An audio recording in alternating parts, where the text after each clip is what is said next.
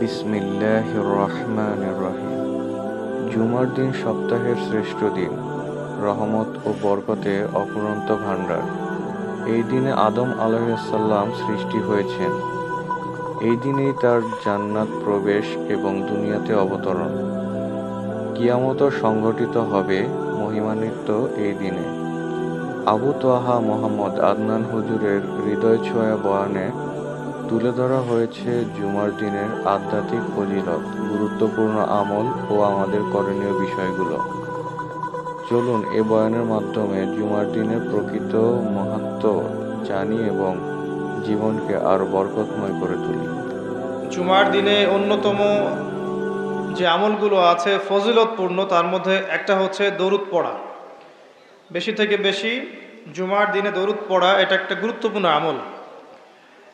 জুমার দিনে স্পেশালি নবী সাল্লাল্লাহু আলাইহি ওয়াসাল্লামের কাছে উম্মতের সালাম দরুদ পেশ করা হয় এবং তিনি উত্তর দেন। যে ব্যক্তি নবী সাল্লাল্লাহু আলাইহি ওয়াসাল্লামের উপরে একবার দরুদ শরীফ পড়বে, আল্লাহ রাব্বুল আলামিন তার উপরে 10 বার রহমত বর্ষণ করবেন ইনশাআল্লাহ। তার আমল নামা থেকে আল্লাহ পাক 10টা পাপকে মিটিয়ে ফেলবেন, 10টা নেকি লেখা হবে এবং তার মর্যাদা আল্লাহ পাক 10 গুণ বাড়িয়ে দিবেন। বলেন সুবহানাল্লাহ। একটা হাদিসে এসেছে, সবচেয়ে কৃপণ সেই ব্যক্তি যার সামনে নবী সাল্লাল্লাহু আলাইহি ওয়াসাল্লামের নাম উচ্চারিত হয় কিন্তু সে দরুদ পড়ে না, সাল্লাল্লাহু আলাইহি ওয়াসাল্লাম এই কথাটা বলে না। জুমার এই দিনে অনেক আমল আছে যেটা আপনাকে আল্লাহর কাছাকাছি নিয়ে যাবে ইনশাআল্লাহ, রাসূল সাল্লাল্লাহু আলাইহি ওয়াসাল্লামের সুপারিশ পাইয়ে দিবে ইনশাআল্লাহ। তার মধ্যে একটা কাজ হচ্ছে বেশি বেশি দরুদ পড়া। পারবো ইনশাআল্লাহ? আপনি একটা টার্গেট নেন যে আমি এই জুমার দিনে 100 বার দরুদ পড়বো, পড়া যাবে? কেউ বাধা দিবে? আমি বলছি না 100 বারই পড়তে হবে, এটা আমি বলছি না, কিন্তু আমি সংখ্যা ফিক্স করতে বলছি না। আপনি একটা টার্গেট নিয়েছেন যে আমি 100 বার মিনিমাম পড়বো আজকে, কেউ বাধা দিবে? এটা কি বেদাত হয়ে যাবে? আচ্ছা, জুমার দিন অন্যতম একটা আমল হচ্ছে, অন্যতম আমল সেটা হলো জুমার সলাতের জন্যে, ভালো করে শোনেন, জুমার সলাতের জন্যে আগে আগে মসজিদে যাওয়া। আমরা কি করি, প্রথম রাকাত হয়ে গেছে, দ্বিতীয় রাকাতে শেষ বৈঠক বাকি আছে, দৌড় দিয়ে মসজিদে যান।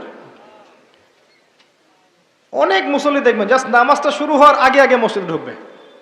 অথচ নবী সাল্লাল্লাহু আলাইহি ওয়াসাল্লাম বলেছেন, জুমার দিনে কেউ যদি সকাল সকাল উত্তম রূপে গোসল করে, উত্তম রূপে গোসল কোনটা এটা জানেন তো? আমরা ফরজ গোসল যেমন করে করি, এটা সর্বোত্তম গোসল।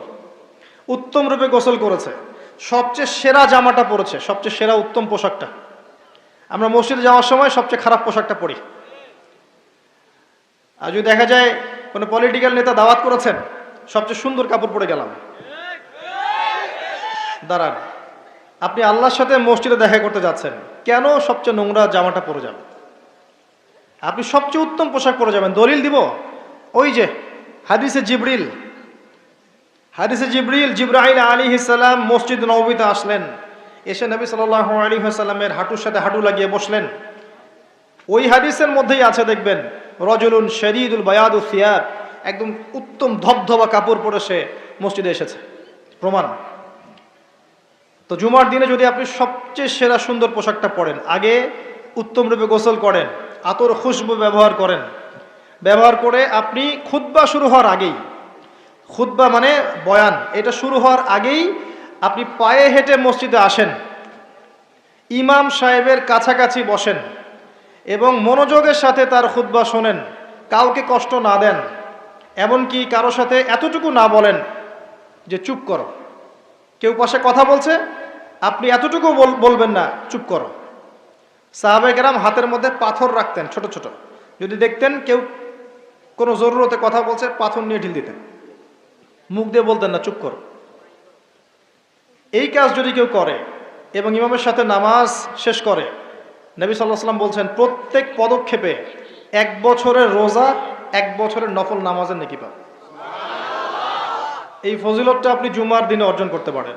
কয়েকটা কাজ আবার বলছি, প্রথমে উত্তম রূপে গোসল করা সকাল সকাল, তারপরে সবচেয়ে সুন্দর পোশাক পরা, আতর খুশবু ব্যবহার করা, পায়ে হেঁটে মসজিদে যাওয়া, বাহনে চড়ে নয়, অনেক দূরে থাকলে আলাদা কথা, পায়ে হেঁটে যাওয়া, তারপর ইমাম সাহেবের কাছাকাছি বসা, ইমাম সাহেবের কাছাকাছি বসে মনোযোগের সাথে খুতবা শ্রবণ করা। খুতবায় কোনো কথা বলবে না, কাউকে বিরক্ত করবে না, কাউকে কষ্ট দিবে না, এই যে ফোন নিয়ে টিপাটিপি করবে না, ঠিক আছে? এবার ইমাম সাহেবের সাথে নামাজ শেষ করবে। প্রত্যেক পদক্ষেপের বিনিময়ে 1 বছরের নফল সওম, 1 বছরের নফল নামাজের নেকি হবে ইনশাআল্লাহ। পারা যাবে ইনশাআল্লাহ। জুমার দিনে, জুমার দিন আরেকটা আমল আছে, যদি পারেন করবেন, সবার পক্ষে হয়তো সম্ভব হয় না, তবে যে করতে পারবেন তার জন্য বিশাল ফজিলত আছে। সেটা হলো, এটা শুধু জুমার দিনেই নয়, অন্য দিনেও করা যায়, তবে জুমার দিনটা আমরা একটু গুরুত্ব দিই এই কারণে বলছি। ফজরের নামাজ জামাতে পড়া, ফজরের নামাজ জামাতে পড়া, এরপরে উঠে চলে না যাওয়া, বসে থাকা, বসে বসে আল্লাহর জিকির করতে থাকা, তাসবিহ তাহলিল তিলাওয়াত, আপনার যত আমলগুলো করেন আপনি সকাল সন্ধ্যা জিকির আজকার, এগুলো শেষ করা। শেষ করে সূর্য উঠে গেল, পিছনে সূর্য উঠে গেল, সূর্যটা একটু উঠে গেছে, ইশরাকের সময় হয়েছে, আপনি এখন 2 রাকাত নফল নামাজ পড়লেন, পড়ে বাসায় ফিরে গেলেন। নবী সাল্লাল্লাহু আলাইহি ওয়াসাল্লাম বলছেন, একটা কবুল হজ, একটা কবুল ওমরার নেকি হবে ইনশাআল্লাহ। এটা করা যায় জুমার দিনে, কারণ জুমার দিনে আমরা কম বেশি মসজিদে আসি, আল্লাহ পাক আমাদেরকে তৌফিক দান করুন। আর 2-একটা কথা বলছি, বলে আমি অন্য প্রসঙ্গে যাচ্ছি। জুমার দিন আরেকটা গুরুত্বপূর্ণ কাজ হচ্ছে দোয়া করা। কি করা? বেশি থেকে বেশি দোয়া করা। 2টা মুহূর্ত আছে এই দিনে যে দোয়া করলে দোয়া কবুল হবেই ইনশাআল্লাহ, আল্লাহ পাক ফিরিয়ে দিবেন না ইনশাআল্লাহ।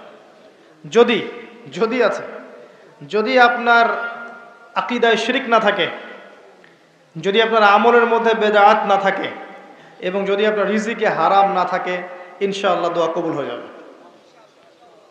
সময় দুটো হচ্ছে, ইমাম সাহেব খুতবা শুরু করেছেন, এখান থেকে সালাম ফিরানোর আগ পর্যন্ত। ইমাম সাহেব খুতবা শুরু করেছেন, এখান থেকে সালাম ফিরানোর আগ পর্যন্ত মনে মনে দোয়া করতে থাকবেন। আরেকটা হচ্ছে আসরের সালাতের পর থেকে মাগরিব পর্যন্ত, এই সময়টুকুর মধ্যে দোয়া কবুল হবে ইনশাআল্লাহ। করা যাবে?